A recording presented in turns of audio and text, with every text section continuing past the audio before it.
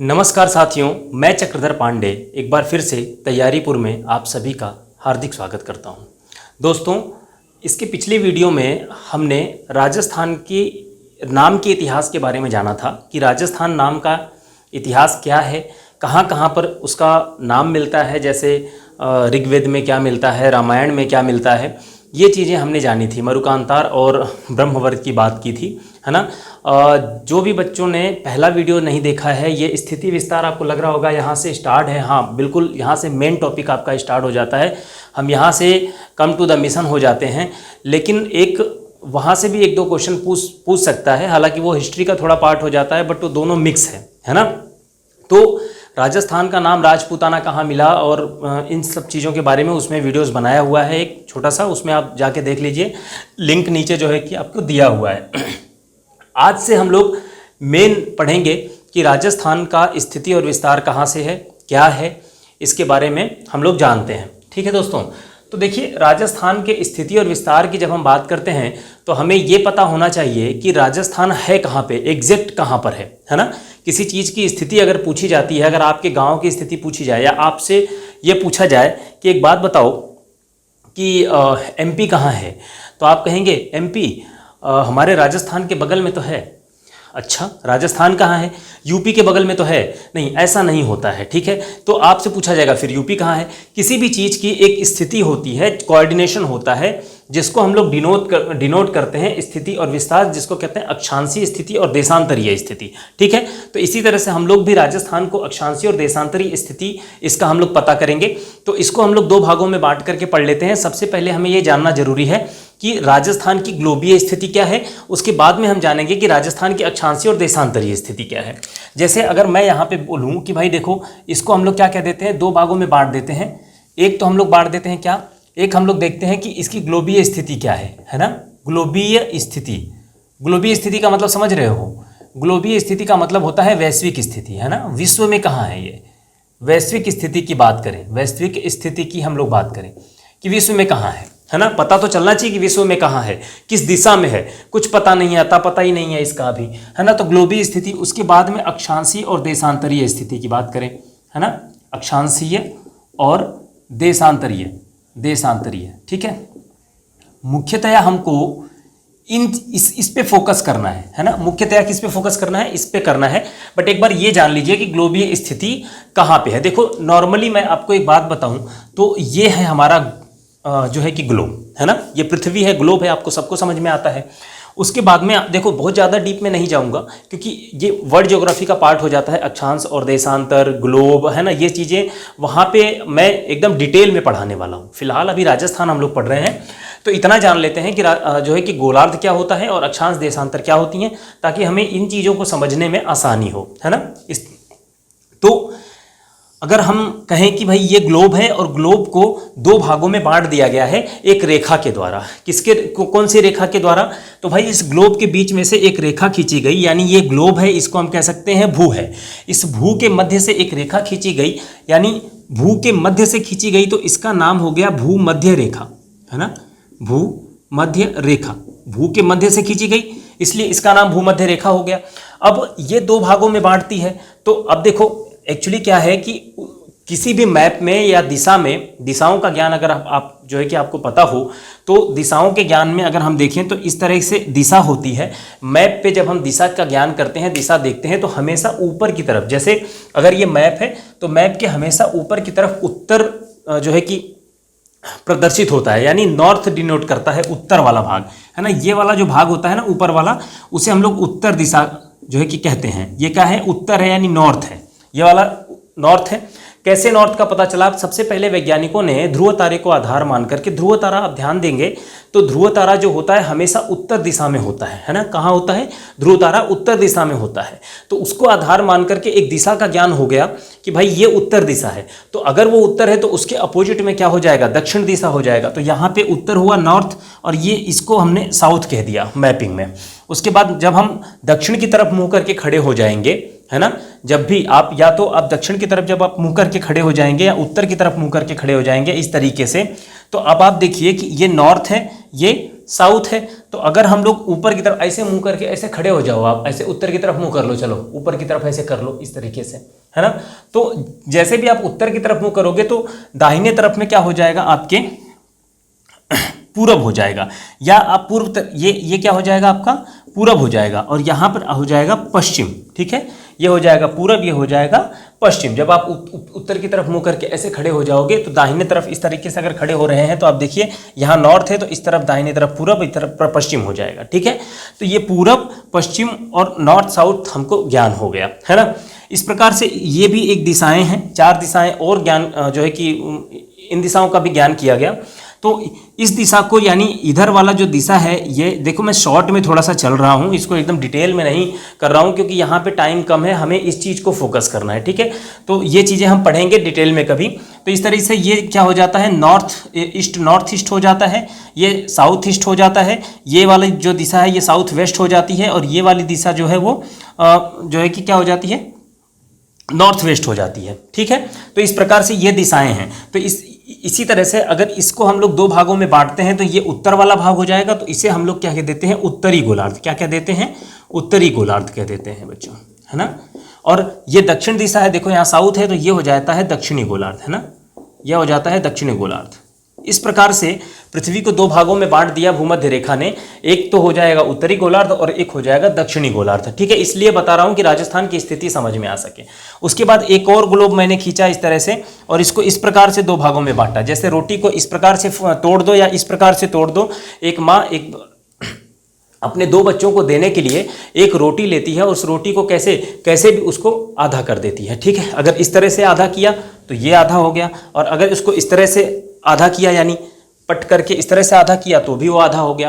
तो अगर इस प्रकार से ये आधा हो गया, ये उत्तरी गोलार्ध, दक्षिणी गोलार्ध, तो मैंने एक तरह ये भी आधा किया, और इधर वाला जो भाग है ये पूरब कहलाता है, तो इसे कह देते हैं पूर्वी गोलार्ध, है ना।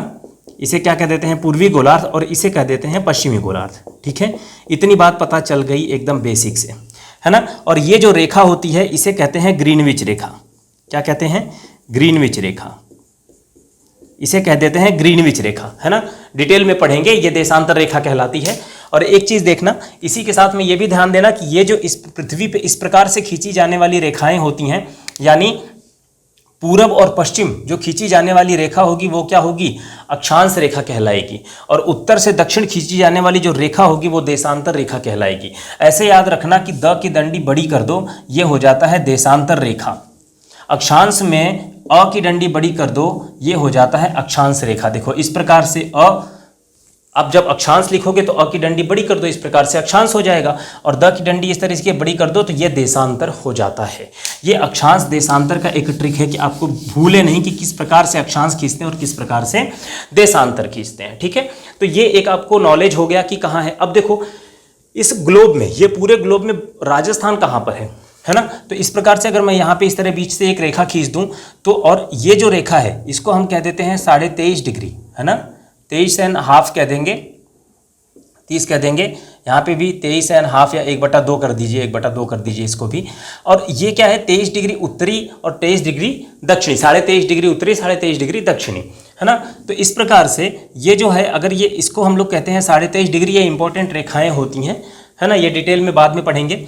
उसके बाद में जो हम राजस्थान की बात करें तो पूरे वर्ल्ड में, है ना, हमारा भारत कहाँ है, सबसे पहले भारत की बात करें, भारत एशिया में है। एशिया कहाँ पर है, एशिया भाई साहब विश्व के इस भाग में है, यानी कहाँ पर, इस भाग में एशिया है, यानी किस भाग में हो गया, उत्तर पूर्व भाग में हो गया। एशिया कहाँ हो गया, उत्तर पूर्व में हो गया एशिया। और एशिया में भारत कहाँ है, तो ये जगह पे भारत है ना, इस जगह पे भारत है।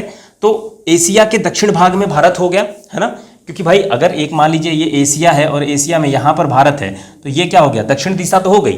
तो दक्षिण दिशा में क्या है, भारत है। और भारत में राजस्थान कहाँ है, तो राजस्थान भी इस प्रकार होता है। अगर भारत के हम देखें तो इस प्रकार से, अगर मैं यहाँ पर बताऊँ कि ये भारत है और भारत में यहाँ पर राजस्थान है, तो अगर भारत को 4 भागों में बांटेंगे तो ये वाली दिशा क्या होती है, राजस्थान की होती है। तो भारत के परिप्रेक्ष्य में अगर देखा जाए तो राजस्थान किस दिशा में है, उत्तर पश्चिम दिशा में है। किस दिशा में, ये उत्तर हो जाता है और ये पश्चिम हो जाता है। तो भारत के उत्तर पश्चिम दिशा में है। विश्व के परिप्रेक्ष्य में देखा जाए तो कहाँ पर है? विश्व के परिप्रेक्ष्य में देखा जाए तो उत्तर पूरब दिशा में है। एशिया के परिप्रेक्ष्य में देखा जाए तो एशिया के दक्षिण दिशा में है ना। तो इस प्रकार से ये स्थिति हो जाती है, ठीक है। क्या हो जाती है बच्चों? ये स्थिति हो जाती है ना। अब देखो थोड़ी सी ये वीडियो लंबी जाएगी बच्चों, क्योंकि ये एक से दूसरी चीज़ें जुड़ी हुई हैं, तो इसको मैं एक बार 2 खंड में नहीं कर सकता, थोड़ा लंबा होगा ये वीडियो, है ना, पहले बता रहा हूँ। तो अगर हम बात करें, देखो इसको आप लोग समझ चुके होंगे, ये मैं मिटा देता हूँ एक बार, है ना। देखो अब हम बात करें किसकी? इस ग्लोबीय स्थिति की बात कर ली हमने, है ना। अभी तक हम ग्लोबीय स्थिति या वैश्विक स्थिति की बात कर रहे थे, है ना। अब हम लोग बात करें अक्षांशीय और देशांतरीय स्थिति की। तो अक्षांशीय और देशांतरीय स्थिति की बात करें तो आप सबको पता है कि जो कर्क रेखा है वो कहाँ से होकर गुजरती है? भारत के मध्य से होकर के गुजरती है। तो कर्क रेखा अगर भारत के मध्य से होकर के गुजरती है तो क्या वो राजस्थान से भी गुजरती है? हाँ बिल्कुल, हमको पता है, राम जाके 6 बंगुमित्र, राम जाके 6 बंगुमित्र, इस प्रकार से हमने याद कर रखा है, ठीक है। राम, और इस तरह से राजस्थान, मध्य प्रदेश, गुजरात, झारखंड, पश्चिम बंगाल, और इस प्रकार से सारा याद है हमको कि 8 राज्यों से होकर के क्या कर्क रेखा गुजरती है, वो पढ़ेंगे हम भारत में। तो उसमें राजस्थान भी आता है। और राजस्थान की अगर हम बात करते तो राजस्थान के इस भाग से लगभग इस भाग से वो रेखा गुजरती है, इस तरह से, ठीक है। आप कहेंगे सर ये वाला भाग कौन सा है? भैया डूंगरपुर और बांसवाड़ा है, ठीक है। डूंगरपुर से तो टच होकर गुजरती है थोड़ी सी, और बांसवाड़ा की बिल्कुल मध्य से होकर गुजरती है, ठीक है। या हम कहें कि डूंगरपुर के क्या दक्षिणी भाग से होकर के गुजरती है और बांसवाड़ा के मध्य से होकर, यहाँ से डूंगरपुर है, इस तरह से ये डूंगरपुर है और ये बांसवाड़ा है। तो डूंगरपुर के दक्षिणी भाग से होकर के गुजरती है और बांसवाड़ा के मध्य से होकर के गुजरती है। समझ रहे हो बात को? और अगर आपसे यहाँ पूछे कि कितनी किलोमीटर, तो 26 किलोमीटर है यहाँ पर, ठीक है। राजस्थान में इसकी जो लंबाई है कितनी किलोमीटर बच्चों? 26 किलोमीटर है, ठीक है। तो अब एक बार के लिए यहाँ पर मैं ये कहता हूँ कि भाई अगर हम बात करें इसकी कर्क रेखा की, तो ये कौन सी रेखा है? ये कर्क रेखा है, ठीक है। ये कौन सी रेखा है? ये कर्क रेखा। स्थिति ही बता रहा हूँ, एकदम याद करने का तरीका बता रहा हूँ। तो कर्क रेखा अगर है तो कर्क रेखा क्या है? ये 23.5 डिग्री है कि नहीं है? 23.5 है ना, ये 23 डिग्री है ना। तो राजस्थान की स्थिति थोड़ी सी नीचे और होगी भाई। अगर मैं स्टार्टिंग पॉइंट की बात करूं कि भाई स्टार्टिंग पॉइंट क्या होगी, एक चीज़ और ध्यान दीजिएगा कि जो राजस्थान की स्थिति होगी, यह जो मैंने बताया आपको कि यह क्या है, ये आपका भूमध्य रेखा है। भूमध्य रेखा के इधर जो भी रेखाएं खींची जाएंगी वो क्या होंगी? उत्तरी अक्षांश रेखा होंगी, ठीक है। क्या होंगी? ये उत्तरी अक्षांश रेखा होंगी। और जो इस भूमध्य रेखा के नीचे की तरफ खींची जाएगी वो दक्षिणी अक्षांश रेखा होगी। और इस प्रकार से ये देशांतर की बात अगर करें तो देशांतर की इधर जितनी भी रेखाएं खींची जाएंगी वो पूर्वी देशांतर होंगी, है ना। और इसकी इधर जितनी भी रेखाएं खींची जाएंगी पश्चिम की तरफ, वो पश्चिमी देशांतर रेखा होगी। तो इसका मतलब यह है कि अगर राजस्थान की बात करें, अगर हम कि राजस्थान इस जगह पे अगर है, मान लीजिए सपोज कीजिए इस जगह पे है, तो राजस्थान की जो स्थिति होगी कभी भी न पश्चिमी देशांतर हो सकती है न दक्षिणी अक्षांश हो सकती है। समझ में आई बात कि भाई राजस्थान की स्थिति न तो दक्षिणी अक्षांश पे होगी न ही पश्चिमी देशांतर पे होगी। हमेशा राजस्थान की जो स्थिति होगी वो उत्तरी अक्षांश पे होगी और पूर्वी देशांतर पे होगी। यानी उत्तरी अक्षांश से शुरुआत होगी, भाई शुरुआत भी तो उत्तरी अक्षांश से हो रही है और खत्म भी उत्तरी अक्षांश पे हो रहा है ना। और यहाँ से अगर हम बात करें देशांतर की, तो शुरुआत भी देशांतर से होगी और खत्म भी देशांतर पे ही होगा, है ना, पूर्वी देशांतर पे। यानी हमको इस चीज़ को इग्नोर करना है, ये कभी नहीं होगा, है ना। पश्चिमी देशांतर की इसका विस्तार जो है पश्चिमी देशांतर पे नहीं होगा और कभी भी इसका विस्तार दक्षिणी अक्षांश पर नहीं होगा। ये चीज़ ध्यान रखनी है। अब देखो ये चीज़ आप समझ गए यहाँ पे। अब देखो, अब हम बात करें यहाँ से कि इसकी यहाँ से ये शुरुआत हो रहा है, यहाँ है ना, यही तो है शुरुआती बिंदु। शुरुआती बिंदु यहाँ पे है, दूसरी एक मार्क लेते हैं, ठीक है। अब देखो ये क्या थी, 23.5 डिग्री रेखा है ना, जो कि क्या हो रही है, डूंगरपुर बांसवाड़ा से होकर के गुजर रही है। और इसके जस्ट नीचे जो रेखा है वह ये इसका स्टार्टिंग बिंदु है ना, ये इसका स्टार्टिंग बिंदु। तो इतना हम कह सकते हैं कि इसका जो स्टार्टिंग बिंदु है ये हो सकता है इस 23 डिग्री के आसपास हो, है ना। ये 23.5 डिग्री है ना, तो हो सकता है इसके आसपास हो। तो हाँ बिल्कुल इसके आसपास है। इसका जो स्टार्टिंग बिंदु है अगर हम कहें तो ये 23 डिग्री, सही नहीं चल रहा है, ये कितना है, 23 डिग्री 3 मिनट है। कितना है बच्चों, 23 डिग्री और 3 मिनट इसका क्या है, ये स्टार्टिंग बिंदु है। और क्या होगा, ये 23 डिग्री 3 मिनट उत्तरी अक्षांश होगा। क्या होगा बच्चों, उत्तरी अक्षांश होगा। ये 23 डिग्री 3 मिनट उत्तरी अक्षांश, ध्यान रखना मैंने बताया था कि उत्तरी अक्षांश से ये उत्तरी अक्षांश, दक्षिणी में नहीं जाएगा ये, है ना। तो 23 डिग्री 23 मिनट उत्तरी अक्षांश से लेकर के आप यहाँ आ जाइए। यह इसका एक बिंदु है, गंगानगर में पड़ता है। अभी बिंदु भी बता दूंगा यहीं पे मैं, है ना। बिंदु अभी फिलहाल आप ये देख लीजिए, बाद में अगले वीडियो में बिंदु बता दूंगा, क्योंकि ये वीडियो काफ़ी लंबी हो जाएगी बच्चों, है ना। अभी मैं आपको सिर्फ विस्तार ही बताऊंगा, है ना, बाकी की बहुत सारी चीज़ें इसी में है ना। तो 23 डिग्री 3 मिनट उत्तरी अक्षांश से लेकर के 30 डिग्री 12 मिनट की हम बात करें, क्या बात करें, 30 डिग्री और 12 मिनट उत्तरी ही होगा, क्योंकि उत्तरी से उत्तरी हमने बताया आपको कि 30 डिग्री 12 मिनट उत्तरी अक्षांश होगा, है ना, उत्तरी अक्षांश ही होगा, ये दक्षिणी नहीं होगा, उत्तरी अक्षांश होगा। इसी प्रकार से हम अगर देशांतरी, ये वाली हमने कहा था कि भाई क्या है, ये अक्षांशी विस्तार है, ये अक्षांशी है। इसी प्रकार से अगर हम कहें कि देशांतरी विस्तार की बात करें तो इस प्रकार से ये देशांतर रेखा होती है ना। देशांतर रेखा अगर इसको टच करके आएगी तो ये यहाँ से टच करेगी और यहाँ पर खत्म होगी, है ना। ये धौलपुर जगह है, एक धौलपुर में खत्म, ये धौलपुर जिला है, पूर्वी जिला, सबसे पूर्वी जिला कहलाता है। और ये पश्चिमी जिला जो है जैसलमेर का जिला है, ये आप देख सकते हैं। तो ये वाली जो होगी ना देशांतर, ये जो देशांतर है यह हमेशा पूर्वी देशांतर होगी। कैसे, ग्रीनविच रेखा मैंने कहा था कि 0-2 भागों में क्या करती है, डिवाइड करती है ग्लोब को। तो हमारा राजस्थान पूरब की तरफ है, यानी इधर की पूरब है ना, तो पूरब की तरफ जब हम चलेंगे तो 1, 2, 3 इस तरह से डिग्री आगे बढ़ती जाएगी देशांतर रेखा की, देशांतर रेखा। और यहाँ पर आते आते कितना हो जाता है, यहाँ पर हो जाता है बच्चों, यहाँ पर लिख रहा हूँ मैं 69 डिग्री 30 मिनट, कितना, 69 डिग्री 30 मिनट हो जाता है ना। अब 69 डिग्री 30 मिनट से ये स्टार्ट हो रहा है राजस्थान का पश्चिमी भाग। उसके बाद हम पूरब जाते जाएंगे और लास्ट में ये कहाँ तक आ जाएगा, 78 डिग्री 17 मिनट तक आता है। कहाँ तक आता है, 78 डिग्री 17 मिनट तक आता है। देखो यहीं से एक क्वेश्चन बन जाता है, एक बार पूछ लिया था कि 70 डिग्री देशांतर रेखा राजस्थान के किस जिले से होकर के गुजरती है ना। तो 70 डिग्री देशांतर रेखा की अगर बात करें तो 69 डिग्री 30 मिनट अगर है, यहाँ से स्टार्टिंग हो रहा है, तो हर हाल में यहाँ पर कहीं 70 डिग्री आएगी कि नहीं आएगी। ये मान लो 70 डिग्री आ जाएगी तो 30 मिनट अंदर आएगी, और तो ये 70 डिग्री आ जाएगी। तो 70 डिग्री उसका आंसर क्या है, कई लोगों ने धौलपुर ठोक दिया था, क्योंकि उनको पता नहीं था कि देशांतर स्टार्ट कहाँ से होता है और ख़त्म कहाँ पे होता है राजस्थान में।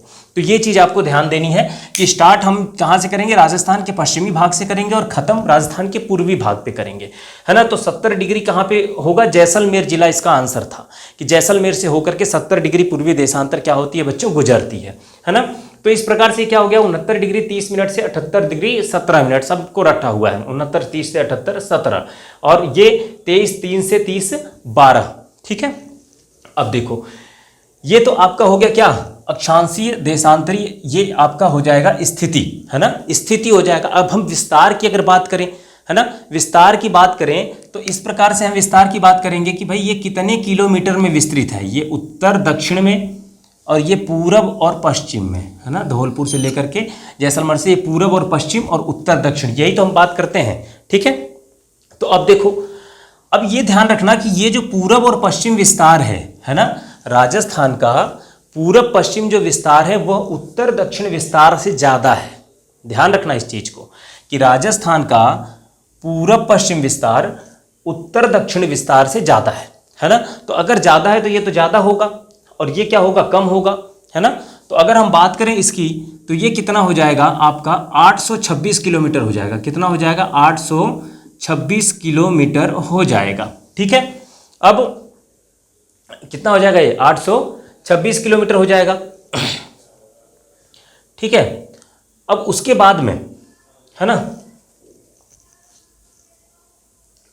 अगर हम लोग क्या करें, इसमें ध्यान रखना, याद करने का एक तरीका है। इसमें हम लोग क्या करें कि 6 में हम लोग 3 जोड़ देते हैं, ठीक है, और 2 में हम लोग 4 जोड़ देते हैं, है ना। तो कितना आ जाता है, कितना ज़्यादा है वो बता रहा हूँ। 6 में हम लोग 3 जोड़ देते हैं, 2 में 4 जोड़ देते हैं, तो 6 3 9 हो जाता है और 4 2 6 हो जाता है।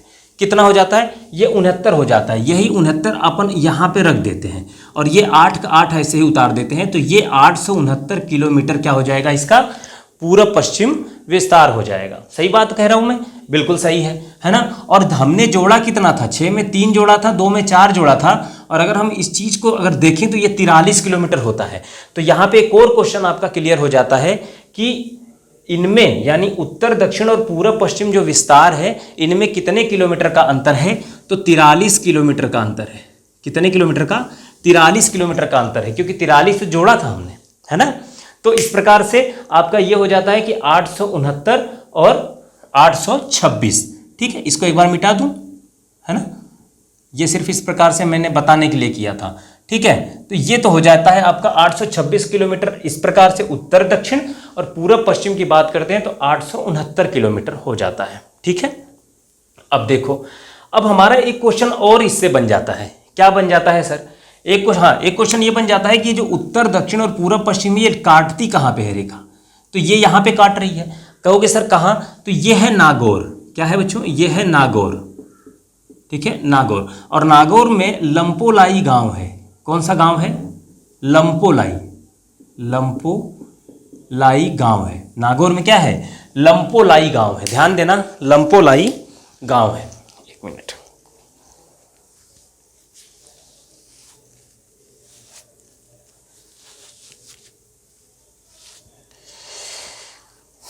ठीक है।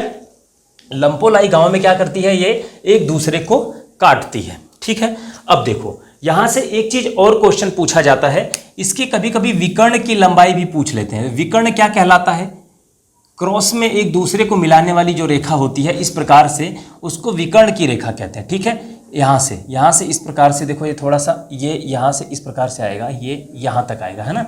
एक तो ये विकर्ण की रेखा होगी, एक ये विकर्ण की रेखा होगी, ये दोनों होगी, तो इसकी भी लंबाई कभी कभी पूछ लेता है। तो ये भी ध्यान रखना कि यह जो है ना, यानी इधर हमने क्या किया था, ये उत्तर था, है ना, ये पश्चिम था। तो उत्तर पश्चिम से लेकर के यह दक्षिण है और ये पूरब है। ये क्या है, ये पूरब है और ये दक्षिण है। तो दक्षिण पूरब की हम लोग बात करते हैं, दक्षिण पूरब की हम बात करते हैं, दक्षिण पूर्व। तो उत्तर पश्चिम से लेके दक्षिण पूर्व, उत्तर पश्चिम से दक्षिण पूर्व वाली जो रेखा है, ये जो विकर्ण की जो रेखा है, उत्तर पश्चिम से दक्षिण पूर्व वाली जो रेखा है ना, यही रेखा लंबी है विकर्ण की। कितनी किलोमीटर लंबी है सर, तो 850 किलोमीटर लंबी है। कितनी लंबी है सर, तो 850 किलोमीटर लंबी है। इस प्रकार से हम इस चीज की बात करें तो सर ये कितना लंबा है, कम है, 784 किलोमीटर लंबा है। कितना, 784 किलोमीटर। तो ध्यान रखना है कि अगर उत्तर दक्षिण पूर्व पश्चिम की बात करें तो पूर्व पश्चिम जो है उसकी जो राजस्थान का जो विस्तार है, पूर्व पश्चिम विस्तार उत्तर दक्षिण विस्तार से ज्यादा है। और अगर विकर्ण की बात करें तो उत्तर पश्चिम से दक्षिण पूर्व वाला जो विकर्ण है, यह किससे, उत्तर पूरब से दक्षिण पश्चिम वाले विकर्ण से ज्यादा है। ठीक है, ये बात समझ में आ गई क्या? अगर इतनी बात समझ में आ गई हो तो वीडियो को दबा के शेयर करो, लाइक करो। ये वीडियोस, ये जो राजस्थान ज्योग्राफी में पढ़ा रहा हूं, यह खास करके आपके सारे वनडे एग्जाम्स के लिए, बिल्कुल एकदम वनडे एग्जाम्स यानी बेसिक से लेकर के जिस भी एग्जाम में आप बैठते हैं राजस्थान के, उस बेसिक एग्जाम से लेकर के आरएएस लेवल तक के क्वेश्चन इससे कवर होंगे। गारंटी के साथ बता रहा हूं, बिल्कुल पूरा क्वेश्चन इससे कवर हो जाएगा।